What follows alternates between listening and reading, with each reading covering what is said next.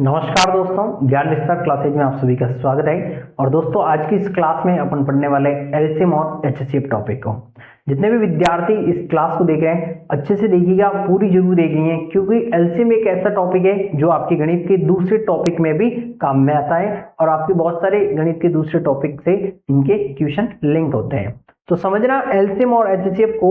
सबसे पहले मैं आपको यहाँ पर इन दोनों के बीच में कंपैरिजन यानी कि डिफरेंस क्या होता है वो चीज बताऊंगा, एलसीएम और एचसीएफ। अगर इस चीज को आप समझ गए बेसिक से तो आपको सारा इसका खेल समझ में आ जाएगा। एलसीएम और एचसीएफ, यदि आपको एक एग्जांपल से मैं समझाने का प्रयास करूं इन दोनों में क्या डिफरेंस रहता है, तो जैसे एक एग्जांपल लेता हूं 12, 24 और 30। इन संख्याओं का आपको क्या ज्ञात करना है? एलसीएम ज्ञात करना है। और यही नंबर वापस ले लेता हूं 12, 24 और 30। इनका आपको एचसीएफ भी ज्ञात करना है। अब आप यहां पर देखते हैं किस प्रकार से आप इसका एलसीएम निकाल पाते हैं और किस प्रकार से इनका डिफरेंस है, उस चीज को समझें। एलसीएम का मतलब है कि ऐसी छोटी से छोटी संख्या जिसमें दी गई सभी संख्याओं का भाग जाता हो। यानी यहां पर समझिएगा बिल्कुल अच्छे से एकदम जो बेसिक से समझा रहा हूं मैं कि एलसीएम ऐसा कोई नंबर होगा जिसमें 12, 24 और 30 इन तीनों संख्याओं का पूरा पूरा भाग जाता होगा।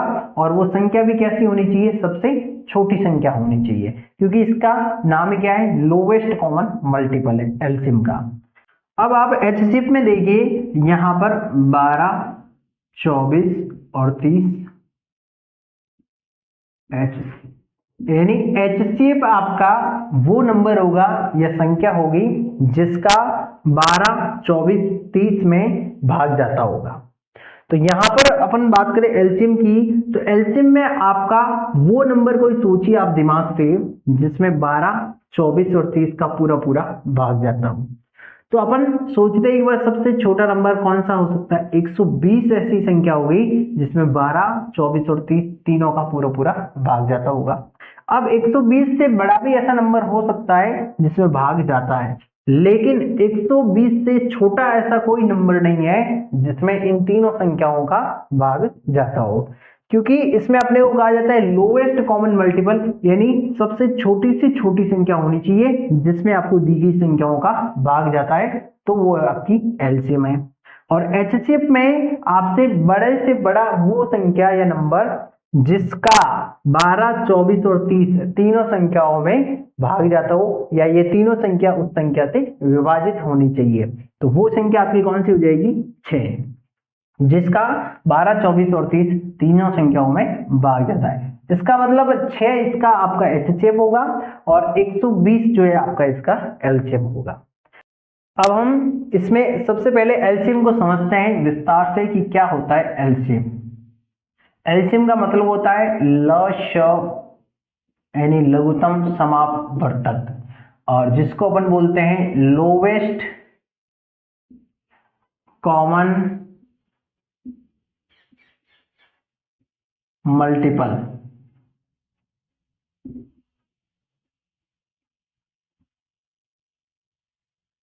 ठीक है, तो इसमें आपको देखना है कि एलसीएम कैसे ज्ञात किया जाता है, और इसकी सबसे आपको एक तो मैं परिभाषा लिख के बता देता हूं इसमें, है ना, परिभाषा लिखवा देता हूं ताकि आपको ध्यान में रहे कि वास्तव में होता क्या है। लघुत्तम समापवर्तक, ठीक है, इसमें लिखिए वह छोटी से छोटी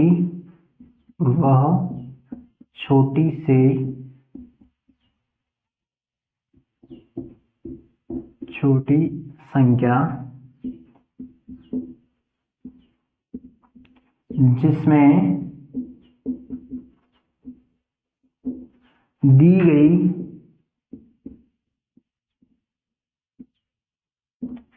सभी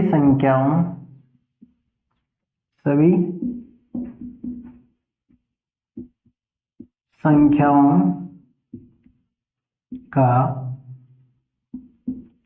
भाग या संख्याओं का भाग जाता हो या संख्याओं से विभाजित होती है, संख्याओं का भाग जाता हो, भाग जाता है। तो आप समझ लीजिए वह छोटी से छोटी संख्या जिसमें दी गई सभी संख्याओं का भाग जाता है, तो वो संख्या आपकी क्या हो जाएगी, एलसीएम हो जाएगी। सबसे पहले अपन बात करते हैं यहाँ पर भाग विधि की, कि एलसीएम ज्ञात करने की सबसे अच्छी विधि मानी जाती है और सबसे बेस्ट मेथड ये आपकी होती है भाग विधि। एग्जाम्पल से समझा रहा हूं, यहाँ पर ध्यान से समझिएगा इस भाग विधि को। एग्जाम्पल लेते हैं 12, 24 और 30, जो अपन ने पहले लिया है उसी एग्जाम्पल से आगे भी समझते हैं। तो भाग विधि में आपको क्या करना है, सबसे पहले इनका भाग करना है, यानी 12, 24 और 30 में क्या करना है, भाग देंगे। अब भाग किस संख्या का देंगे तो उस चीज को समझना है। जो स्टूडेंट गलती करते हैं वो यहीं पर करते हैं, इनके भाग देने वाली संख्या से ही, क्योंकि यहाँ पर जिसका भाग दिया जाता है वो सभी संख्याएं क्या होनी चाहिए, आपकी अभाज्य संख्याएं होनी चाहिए, जिसको अपन प्राइम नंबर बोलते हैं। ध्यान रखिएगा इसमें भाग देते समय कौन सी संख्याओं का भाग दिया जाता है, अभाज्य संख्या का भाग देते हैं। अपने मन से किसी भी संख्या का भाग नहीं देना है, अभाज्य संख्या है। और अभाज्य संख्या क्या होती है, ये नंबर सिस्टम में मैं आपको बता दूंगा, जहां पर अपन इसको विस्तार से पढ़ेंगे। अभी यहाँ पर समझ लीजिए कि अभाज्य संख्याएं जिनको अपन इंग्लिश में बोलते हैं प्राइम नंबर, क्या बोलते हैं, प्राइम नंबर, प्राइम नंबर बोलते हैं। और एग्जाम्पल की बात करें कि इसकी कौन कौन सी अपने अभाज्य संख्याएं होती है, तो सबसे छोटी 2, 3, 5, 7, 11, 13 और इसी प्रकार से आपके आगे भी चलेगी। यहाँ पर आपको ध्यान रखना है कि भाग भी आपको बढ़ते हुए क्रम में देना है। ऐसे नहीं कि अपनी मर्जी से पहले 5 ले लिया, 7 ले लिया, ऐसे नहीं, पहले 2, फिर 3, फिर 5, फिर 11, इस प्रकार से आगे आपको बढ़ते जाना है। तो सबसे पहले अपन लेंगे 2 को, जब तक 2 का भाग जाता है इन संख्याओं में तब तक 2 का देंगे, उसके बाद नहीं जाता है तो उसके आगे वाली नेक्स्ट अभाज्य संख्या अपन लेंगे। तो 2 का भाग दिया 6 या 24 में दिया तो आ गया 12, 30 में दिया 2 का भाग तो 15 हो गया। फिर 2 का और भाग जाता है तो अपन देखते हैं 6 में दिया तो 3 हुआ, 12 में दिया तो 6 आ गया, और 15 में नहीं जाता है तो जिस संख्या में भाग नहीं जाता है उसको वापस एज इट इज लिख दो, 15 है तो 15 ही लिख दिया। फिर अपन देखते हैं 2 का भाग और चला जाएगा, तो 2 का भाग 3 में नहीं जाता है 3 लिख दो, 6 में गया कितनी बार, 3 बार गया, और 15 में 2 का भाग नहीं जाता है तो 15 वापस आ जाएगा। उसके बाद 2 का अब इन संख्याओं में भाग नहीं जाएगा तो अपन अगला नंबर लेते हैं अभाज्य नंबर 3। 3 का भाग देते हैं तो अपन देखते हैं 3 में 3 का भाग एक बार, इस 3 में एक बार, और 15 में 5 बार जाएगा।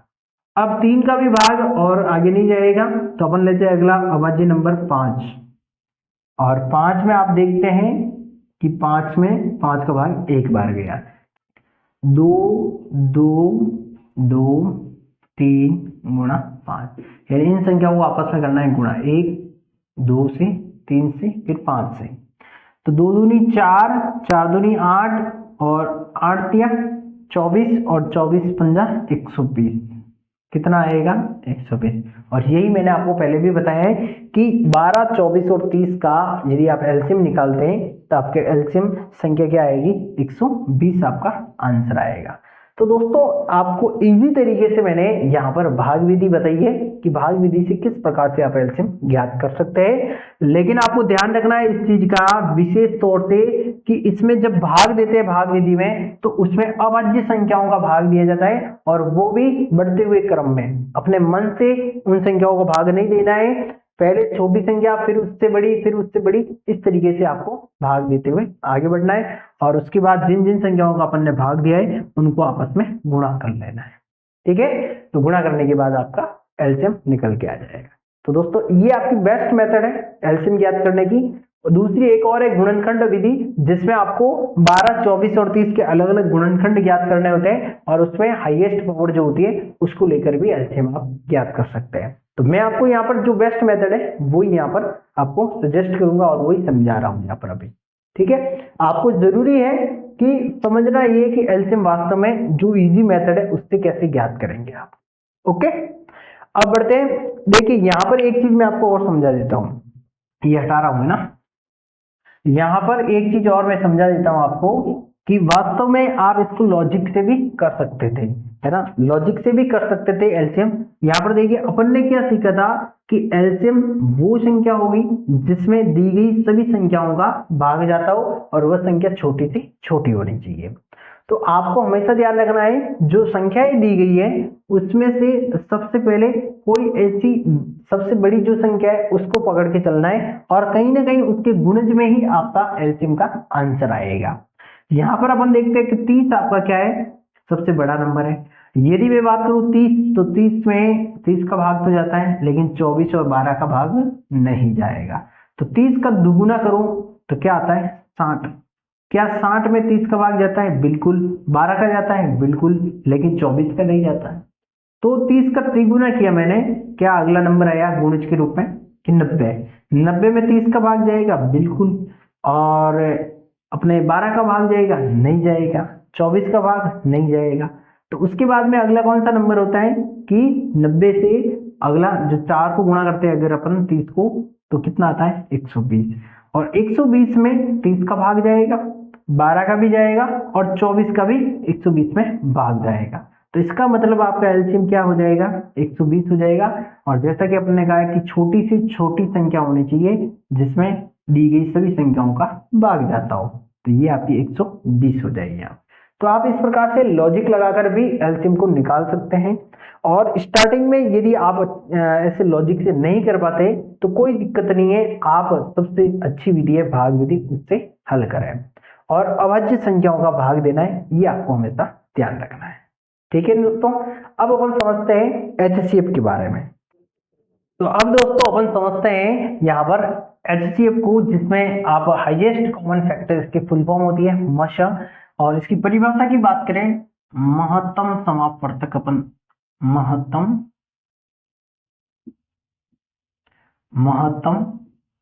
समापवर्तक, इसको हिंदी में बोलते हैं मश, महत्तम समापवर्तक। और इसकी परिभाषा की बात करें तो वह बड़ी से बड़ी संख्या, बड़ी से बड़ी संख्या जिसका दी गई सभी संख्याओं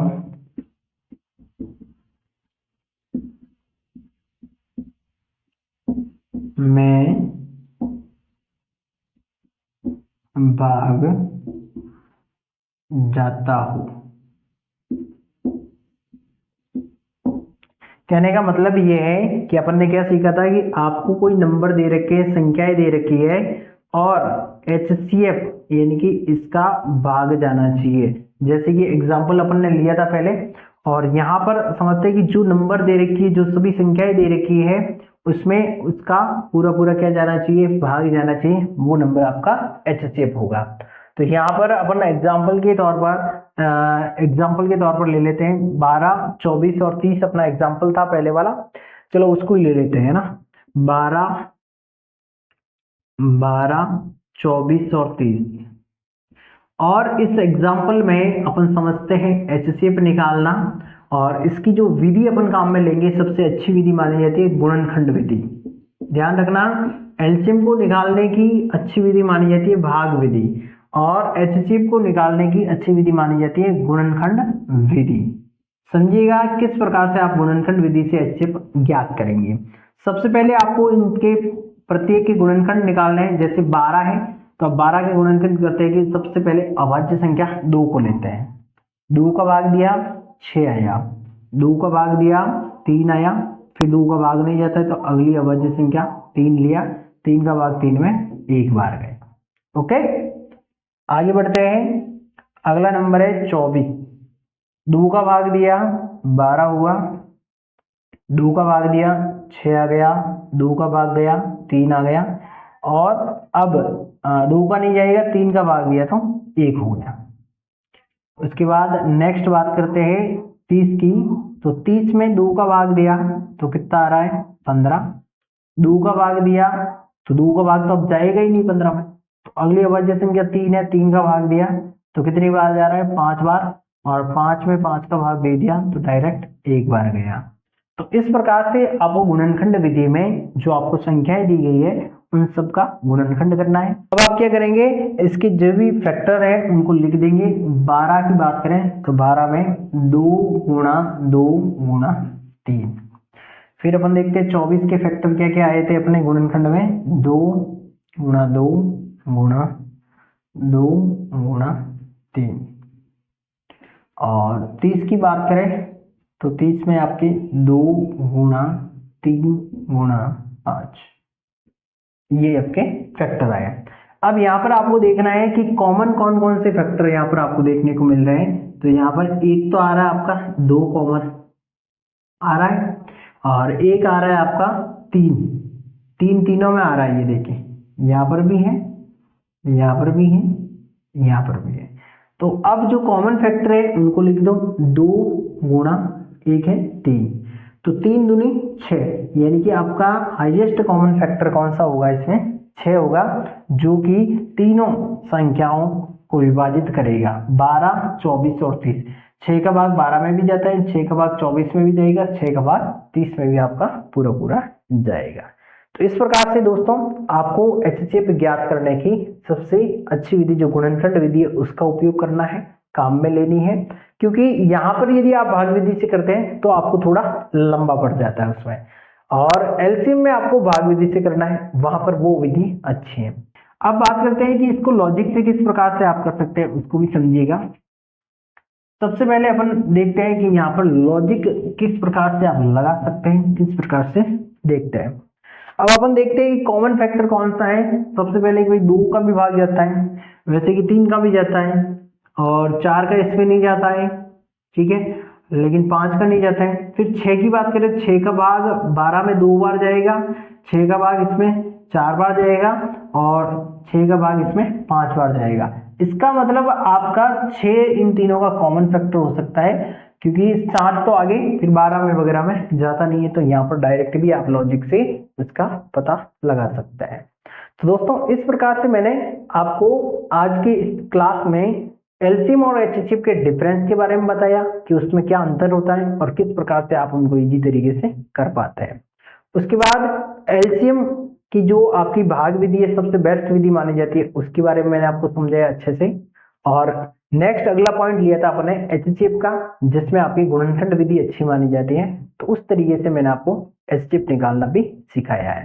तो आई होप आपको अच्छे से समझ में आया होगा।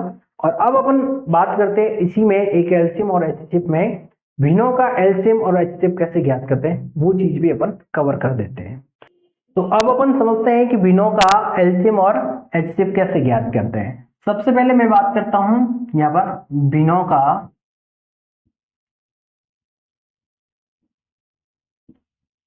एलसीएम यानी लसागु, ठीक है, और दूसरी तरफ अपन लेते हैं भिन्नों का एचसीएफ, यानी साथ में समझाऊंगा दोनों को तो अच्छे से ज्यादा समझ में आएगा। भिन्नों का एचसीएफ ज्ञात करना हो तो आपको क्या करना पड़ेगा, इसको बोलते हैं मोशन। समझिएगा, अच्छे से समझने का प्रयास करना, बिल्कुल बेसिक है और ये एग्जाम में बार बार पूछा जाता है। अब देखिए यहाँ पर अपन बात करते हैं कि यदि आपको किसी संख्या का जो भिन्न के रूप में और एलसीएम दे दिया जाए तो आपको क्या करना है, भिन्न को किस रूप में लिखते हैं अपन, अंश बटा हर, है ना, अंश बटा हर के रूप में भिन्न को लिखा जाता है। तो जो अंश है जिनको अपन क्या बोलते हैं, नंबरेटर भी बोलते हैं, जो अंश होता है उसको क्या बोलते हैं, नंबरेटर। तो अंश है उनका तो आपको एलसीएम निकालना है, और जो आपके डिनोमिनेटर है और उनका आपको क्या निकालना है, एचसीएफ निकालना है। किस कंडीशन में, जब आपको भिन्नों का एलसीएम ज्ञात करने को कहा जाए। इसके जस्ट उल्टा जब आपको भिन्नों का एचसीएफ ज्ञात करने को कहा जाए तो जो अंश वाली संख्याएं होगी नंबरेटर, उनका तो आपको क्या निकालना है, HCF निकालना है और जो हर वाली संख्या है डिनोमिनेटर उनका आपको निकालना है एलसीएम। क्या निकालना है? एलसीएम। तो आपका इजीली आंसर आ जाएगा। तो दोनों में फर्क समझ लेना अच्छे से। तो बिल्कुल आसान तरीका है समझना कि जब एलसीएम पूछे तो ऊपर वाले जो अंश है उनका क्या निकालना है? एलसीएम निकालना है। तो ऑटोमेटिक आपको याद रह जाएगा कि हर का क्या निकालना पड़ेगा? HCF। और जब भिन्न का HCF ज्ञात करना है तो अंश यानी ऊपर वाले का क्या निकालना पड़ेगा? HCF निकालना पड़ेगा। और ऑटोमेटिक उसके बाद हर वाले का आप क्या निकालोगे? एलसीएम निकालोगे। तो इस देसी तरीके से मैंने आपको बिल्कुल समझा दिया है, आपको इस तरीके से इस चीज को याद रख लेना है। अब बात करते हैं एग्जाम्पल से कि किस प्रकार से आप ज्ञात करेंगे। तो यहां पर एक एग्जाम्पल लेता हूं मैं। सबसे पहले 1/2, 1/2, 3/5 और 4/9। ठीक है। और यही एग्जाम्पल इधर भी लेता हूं मैं, 1/2, 3/5 और 4/9। ये हमने दो एग्जाम्पल लिए हैं भिन्नों के और आपको बता रहा हूं यहां पर कि किस प्रकार से आप यहां पर इनके एलसीएम और एचसीएफ ज्ञात करेंगे जब आपको क्वेश्चन इस तरीके का दिया हो और आपको ज्ञात करने को कहा जाए। अब देखते हैं यहां पर सबसे पहले आप देखते हैं कि एलसीएम में अंशों का क्या निकालना है? एलसीएम निकालना है। यानी अंश कौन कौन से आपके? 1, 3 और 4 ये अंश है और इसका आपको क्या निकालना पड़ेगा? एलसीएम। और जो हर है 2, 5 और 9 इसका आपको क्या निकालना पड़ेगा? HCF निकालना पड़ेगा। ठीक है। तब आपका क्या निकल के आ जाएगा? भिन्न का एलसीएम निकल के आ जाएगा। अब आपने देखा कि 4, 3 और 1 का एलसीएम क्या होगा और मैंने आपको समझाया कि एलसीएम वह संख्या होगी छोटी से छोटी जिसमें दी गई सभी संख्या का भाग जाता होगा। तो यहाँ पर देखिए क्या 4 में इन तीनों का भाग जाता है? नहीं जाता है। क्या 8 लेते हैं तब तीनों का भाग जाता है? नहीं जाता है। क्या 12 लेते हैं तो इन सब का भाग जाता है? बिल्कुल जाता है। यदि हम यहाँ पर इनका एलसीएम यानी अंश है ऊपर वाले इनका एलसीएम लेते हैं 1, 3 और 4 का तो यहाँ पर आपका आ जाएगा 12। यानी 12 में 1 का भाग भी जाता है, 3 का भाग भी जाएगा और 4 का भाग भी जाएगा। ठीक है। अब बात करते हैं बट्टा जो हर वाली संख्याएं हैं 9, 5 और 2 इनका आपको निकालना है HCF। HCF का मतलब ऐसा कोई नंबर लेना है जिसका 2, 5 और 9 में पूरा पूरा भाग जाता हो। तो अब अपन देखते हैं कि ऐसा तो कोई नंबर कौन सा हो सकता है। 2 आ गया, एक सम एक विषम 2। तो यहां पर आपका जो HCF होगा वो 1 आएगा। क्या आएगा? 1। क्योंकि 2 में यदि आप 2 की बात करें तो 2 में जाता है लेकिन 5 में नहीं जाएगा, 9 में नहीं जाएगा। और 3 लेते हैं तो 9 में जाएगा लेकिन 2 और 5 में नहीं जाएगा। और अगला 5 लेते हैं तो ओनली 5 में जाएगा, 9 और 2 में उसका भाग नहीं जाएगा। तो इसका मतलब इसका HCF आपका क्या बनेगा? 1 ही बनेगा।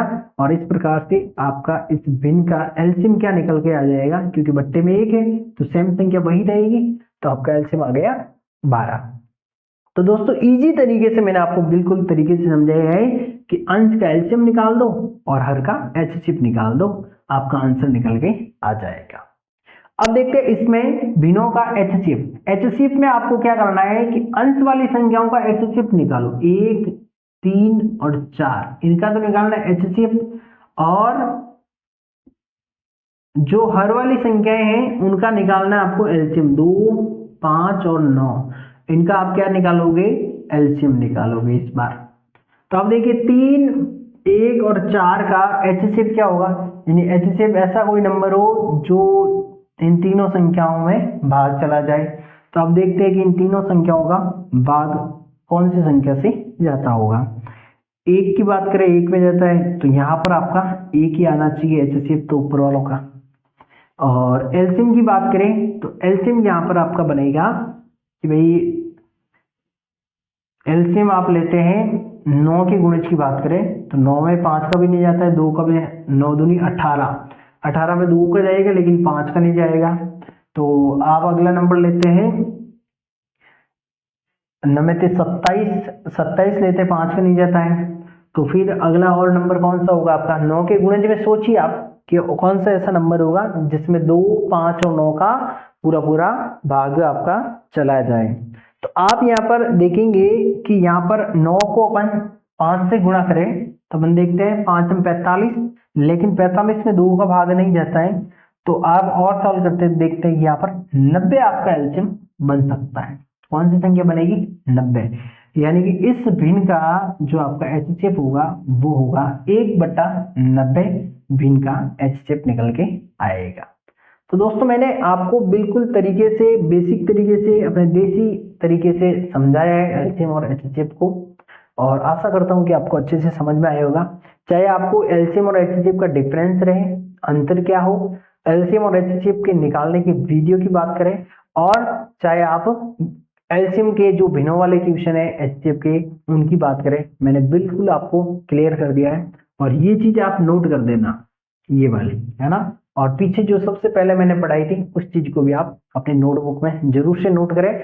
और यहाँ पर जब भी आप क्लास देखते हैं अपने ज्ञान विस्तार क्लासेज की, तो उसमें आप एक रजिस्टर रखिए अपना बकायदा अलग से, जो आप यहाँ से पढ़ते हैं ऑनलाइन से उसको उसमें नोट करना है, ताकि आप कभी भी नेक्स्ट टाइम जब भी आपको रिवीजन करने की जरूरत हो तब आप उसको रिवीजन करेंगे।